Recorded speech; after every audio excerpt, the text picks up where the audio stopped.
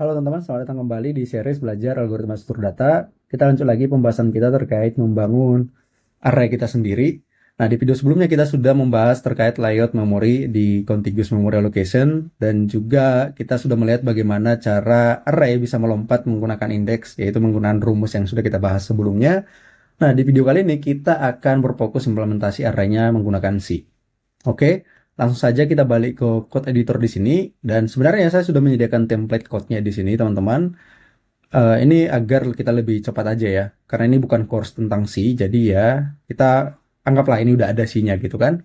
Nah, kemudian saya juga sudah menyediakan test case di sini. Ini unit test di C. Kita bisa memverifikasi nanti apakah implementasi kita benar atau enggak.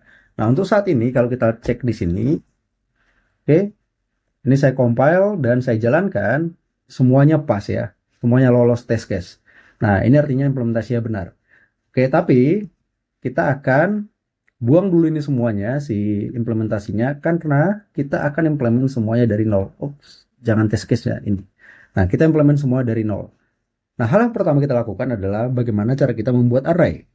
Nah, ketika kita membuat array, kita harus jamin kita memesan memori secara contiguous. Gimana caranya? Nah, kita cari di dokumentasinya CC, gitu kan? Oke, jadi di C itu ada function namanya malloc. Malloc itu singkatan dari memory allocation. Nah, teman-teman bisa menggunakan command man untuk mencari dokumentasi dari C. Nah, ini hanya untuk user yang menggunakan Linux ataupun macOS gitu ya. Nah, kalau teman-teman menggunakan Windows, kalian bisa mencari dokumentasinya itu dari main7 ini. Oke, teman-teman bisa cek di sini misalnya malloc gitu ya. Nah, kalian akan diarahkan ke website dan kalian bisa cari dokumentasinya di sini. Oke. Nah, untuk sekarang saya akan menggunakan yang namanya command line dan di sini saya akan ketik malloc. Nah, kalau kita baca malloc di sini atau memory allocation, itu adalah function yang kita gunakan untuk ini ya, allocate memori sebanyak byte yang kita tentukan. Gitu. Nah, tetapi ada varian dari malloc ini. Namanya adalah calloc. Oke. Nah, calloc itu adalah function yang mengalokasikan memori secara contiguous. Nah, ini yang kita butuhkan, gitu ya. Nah, gimana cara menggunakan calloc? Kita lihat di sini. Cara menggunakan calloc, kita perlu, mana calloc? Oh, ini callocnya di atas. Calloc, kita perlu membuat size. Oh, ini tipe datanya. Ini adalah count. Ini countnya ya. Berapa banyak elemen yang mau kita alokasi. Dan ini adalah size dari setiap elemennya gitu ya. Nah, kita bisa baca detailnya sebenarnya di sini. Calloc itu adalah allocate enough space for count object. Nah, berarti ini adalah banyak objeknya. Size dari objeknya itu dalam byte. Oke. Nah, kemudian dia akan return pointer ke memori yang sudah dialokasi gitu ya. Dan ada lagi nih, satu hal yang penting kita catat di sini, memori yang dialokasikan itu bakal diisi dengan value 0. Oke, ini ada hubungannya juga dengan golang tadi ya. Jadi kalau value 0 dari integer itu pasti 0 semua. Kalau itu boolean berarti false semua gitu. Kalau string berarti empty semua. Nah, ini juga penting nih kita lihat ya. Dan masih banyak lagi varian dari memory allocation. Teman-teman bisa juga nanti lihat realloc. Ini akan kita lihat nanti kalau kita berbicara tentang dynamic array. Oke. Nah, kita tahu sekarang kita menggunakan calloc gitu ya. Untuk itu kita akan buat function di sini. Oops, saya tidak suka ada auto completion dari AI. Jadi saya akan hapus ini. Inline completion. Sebentar saya akan disable dulu ya. Terlalu berisik AI-nya. Inline completion setting. Nope. Tidak perlu completion. Oke. Nah, pertama itu adalah kita harus bisa memesan memori. Gimana caranya? Itu kita buat dulu function. Oke, function membuat array. Kita buat aja namanya apa ya? Array new gitu ya. Bebas aja sebenarnya namanya gitu ya. Array new dan kemudian array new nanti kita butuh memesan berapa banyak gitu kan. Itu yang kita butuhkan. Kita pesan anggaplah ini kita sebut sebagai n. Ukurannya berapa gitu. Kita buat n elemen gitu ya. Nah, tentunya kita akan balikan sebuah array nanti di sini. Kalau kita buat void berarti kita nggak ada kembalian. Nah, kita harus mengembalikan array yang kita buat. Tentunya kita buat type dulu. Oke, kita buat struct sebuah array. Oke.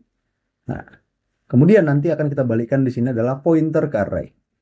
Array pointer gitu ya, struct pointer. Nah, agar saya tidak perlu menuliskan struct berulang-ulang di sini, saya akan buat type def di sini ya. Type def dari sebut saja namanya adalah si struct ini, struct array sebagai array T. Oke, oops, array T. Oke, jadi saya tinggal buat ini adalah array T. Nah, kemudian saya akan implement ini dan untuk sekarang kita balikan dulu null. Kayak gini. But, oh ya, saya harus include ini. Standard def. Oke. Nah, gimana cara kita tadi memesannya? Itu adalah menggunakan calloc. Oke. Nah, calloc itu berada dalam std_lib. Oh, ini udah langsung diimport ya. Nah, kemudian kita tentukan ukurannya di sini. Ukurannya atau jumlahnya ya, itu adalah n gitu kan. Kita count-nya adalah n. Nah, kemudian kita perlu menentukan tipe data yang kita pakai gitu ya. Nah, untuk sekarang agar lebih mudah kita coba berinteraksi dengan integer dulu gitu ya. Nah, kita bakal pakai size dari integer. Berarti array yang kita buat saat ini hanya bisa menampung integer dulu. Nanti kita akalin gimana bisa dynamic type di sini ya. Untuk sekarang kita integer dulu biar lebih mudah. Nah, kemudian ini akan mengembalikan tipe data yang namanya point pointer. Apaan ini point pointer? Oke, nah kalau kalian dari bahasa pemrograman lain, point pointer sebenarnya adalah any. Oke, nah jadi kita harus tentukan size-nya di sini. Point pointer adalah any, jadi kita bisa cast ini menjadi pointer ke integer karena ingat tadi ya teman-teman, kalau kita memesan memori, oke, mana tadi yang di sini? Kalau kita memesan memori untuk array ini hanya perlu menyimpan pointer ke elemen pertama. Karena kita memesan adalah integer, berarti kita menyimpan pointer ke integer elemen pertama. Oke ya. Nah, kita buat kayak gini dulu. Kemudian akan kita simpanin ke dalam variabel. Anggap aja namanya adalah array gitu ya. Array. Integer, pointer, array. Ini adalah alamat pertamanya gitu. Nah, karena saya udah buat integer pointer di sini, saya tidak perlu buat redundan lagi di sini sebenarnya. Kayak gini aja cukup. Nah, apa errornya di sini? Oke, leak memori karena kita tidak free gitu ya. Nah, di sini saya akan cek dulu apakah ada allocation yang gagal. Kalau dia gagal, dia pasti membalikkan yang namanya null ya di sini. Nah, kalau ini terjadi, nah ini yang jadi problem teman-teman. C itu tidak bisa mengembalikan dua return ya, dia hanya membalikkan satu return value gitu. Nah, untuk sekarang kita exit dulu aja lah ya. Kita fatal dulu aja lah di sini. Oops. Fatal. Where fatal? Nope. Atau kita buat f print f ya.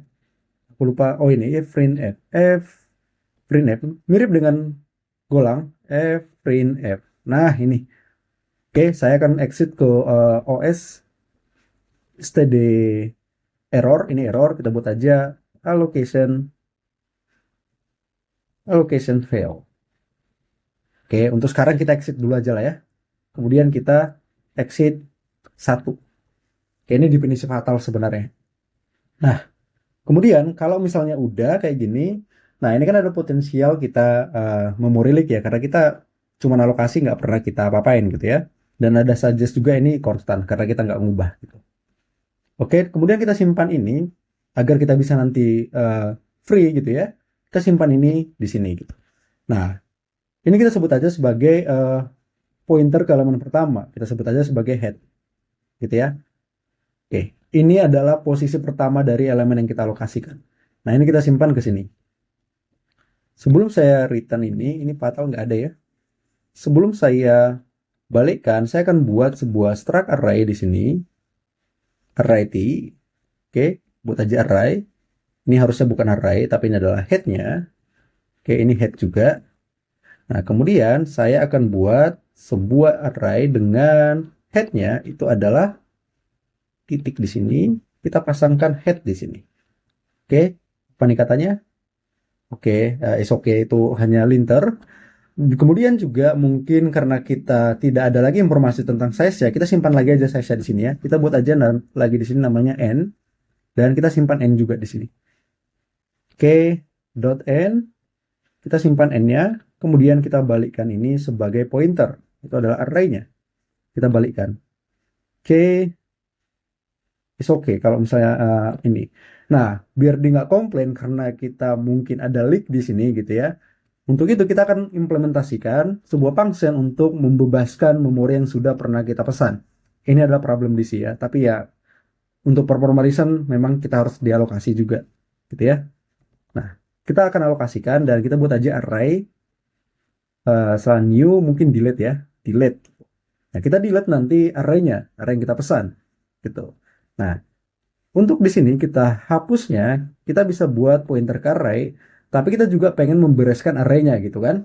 Nah, untuk membereskan array-nya yang sudah kita pesan, kita pakai double pointer. Oke, pointer ke pointer dari array-nya. Kayak gitu teman-teman. Nah, di sini kita tinggal pakai free untuk membebaskan array-nya. Kita tinggal set itu adalah array si head-nya. Ini adalah memori yang kita pesan. Ini harus double pointer array. Kemudian kita akses head-nya itu kita clear karena ini adalah kita pesan tadinya. Jadi kita harus bereskan juga, gitu kan?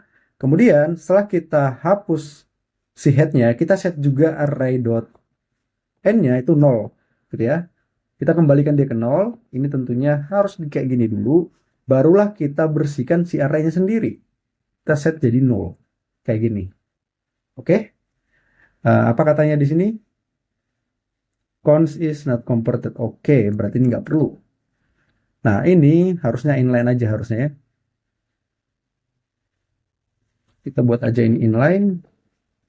Kayak gini. Oops. Oh iya.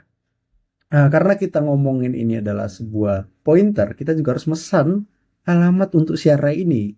Karena kalau enggak ini jadi escape gitu kan. Nah, oke, kita belajar dari errornya gitu. Nah, untuk itu kita pakai malloc di sini.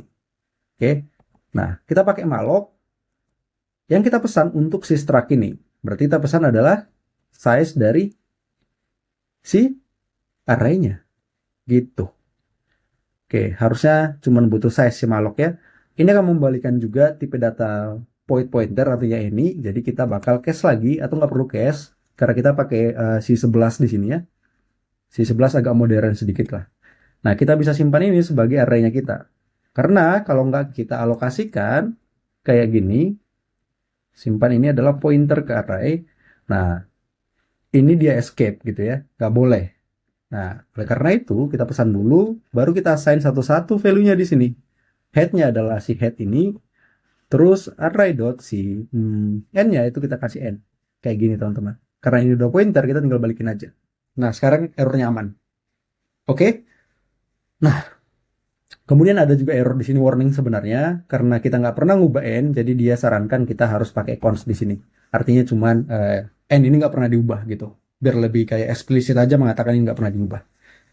Oke, sekarang kita perlu menguji ini apakah memang benar mereka satu alamat gitu ya, berdekatan semuanya gitu. Nah, gimana cara kita membuatnya? Mungkin sebelum kita cek, mungkin kita implement set dulu kali ya. Gimana cara kita membuat value di sini gitu. Nah, caranya adalah kita buat function baru di sini. Anggap saja kita buat void dulu. Kita nggak balikin apa-apa di sini. Nah, array set. Teman-teman mungkin bertanya-tanya ya, kenapa selalu saya pakai array underscore di sini gitu ya. Nah, jadi kan si itu sangat simple ya. Sangat simple, jadi ya kita nggak punya namespace, nggak bisa punya buat kayak scope gitu ya. Nah, agar kita tahu bahwa metode set ini, bukan metode tepatnya, function set ini adalah punya si array, kita tambahin prefix. Ya, itu hanya naming convention aja teman-teman. Oke, nah kalau kita pengen set ke sini, tentunya kita harus bawa array-nya dulu gitu kan. Nah, array-nya itu kita bisa buat kayak gini. Nanti aku akan berikan namanya array di sini. Teman-teman bisa buat namanya ini dis sebenarnya. Oke, atau ada juga berkayak Python mungkin kita buat self gimana. Oke, ini self-nya kita bawa gitu ya. Kemudian kita akan isi elemennya gitu kan. Tapi elemennya di indeks keberapa gitu. Kita simpan berarti kita kasih indeksnya dulu. Kemudian kita kasih value-nya. Karena value kita sekarang baru integer, kita buat ini adalah integer. Ya kan? Ini adalah value-nya. Kayak gini. Nah, gimana cara kita ngesetnya? Oke, kita tahu nih, ini adalah alamat pertama, ya kan? Nah, untuk dapat indeksnya atau posisi tempat di mana kita meletakkan elemennya itu adalah dengan rumus yang tadi. Itu adalah address of first element, ya kan? Ditambah dengan size of dari type-nya kita apa gitu ya, dikali dengan indeks gitu. Oke. Nah, tetapi ada catatan di sini. Karena kita sudah menggunakan bahasa pemrograman, sebenarnya ini sudah dihandle oleh C ya. Oke, kita nggak perlu melakukan perkalian sebenarnya di sini teman-teman. Oke, kita hanya perlu menjumlahkan addressnya ini. Sebagai contoh, rumusnya sebenarnya hanya kayak gini kalau kita udah ngomongin C. Ditambah indeks. Nah, ini disebut sebagai pointer arithmetic. Arithmetic. Apakah aku benar penulisannya? Nah, kita coba bisa search ini. Kita buka browser, mungkin di sini, ups, tidak ada. Kita buka aja browser di sini. Kita lihat, namanya itu pointer arithmetic kalau nggak salah ya. Sembari kita nunggu, internet saya agak lambat gitu. Nah, teman-teman percaya aja ini namanya pointer arithmetic gitu ya. Oke, caranya adalah kita tinggal akselerasi self-nya, kita ambil head-nya, kita tambahkan indeksnya. Oke, dengan kayak gini, oke, kita simpan dulu kali ya. Ini adalah lokasinya kita gitu. Lokasinya kita ada di sini. Ini adalah pointer ke integer juga gitu. Nah, ini baru lokasinya gitu kan. Kemudian untuk memasang value-nya itu dengan cara lokasinya kita the reference, kita akses lokasinya, kemudian kita set value-nya. Kayak gini. Oke, jadi kalau kita buat pointernya di depan, itu artinya kita mengakses, mengunjungi alamatnya, kemudian kita masukkan value-nya. Kayak gitu. Oke? Nah, harusnya selesai nih kayak gini. Nah, tetapi ada beberapa hal yang perlu kita perhatikan di sini. Pertama kayak validasi apakah kita indeksnya kelewatan atau enggak, nanti kan kita perbaiki gitu ya. Untuk sekarang kita percaya dulu lah. Oke. Nah, perhatikan juga di sini ada beberapa warning. Ini karena saya tidak pernah mengubah value dari ini. Saya hanya memasukkan nilai dari indeksnya gitu ya. Nah, oleh karena itu dia meminta ini sebagai read only. Oke, tinggal tambahkan const di sini. Kayak gitu. Indeks juga nggak pernah berubah, jadi saya tambahkan lagi const di sini. Dan apalagi value, value juga tidak berubah di sini kan. Kita nggak ada mengubah value di sini. Jadi kita buat semua const. Oke, ini secara eksplisit mengatakan bahwa tidak ada modifikasi dari parameter ini di dalam function arraySet. Kayak gitu teman-teman. Nah, oke, kayaknya ini udah cukup untuk kita bisa melihat bagaimana nanti representasi di memori gitu ya. Nah, tetapi saya perlu membuat function main. Oke, saya akan buatkan function main sebentar. Oke, tapi mungkin akan saya lanjutkan di video berikutnya. Karena dengan function main kita bisa nanti debug dan kita bisa lihat memorinya gitu ya. Untuk itu mungkin saya akan lanjut di video berikutnya teman-teman. Sampai jumpa di video berikutnya. Thank you.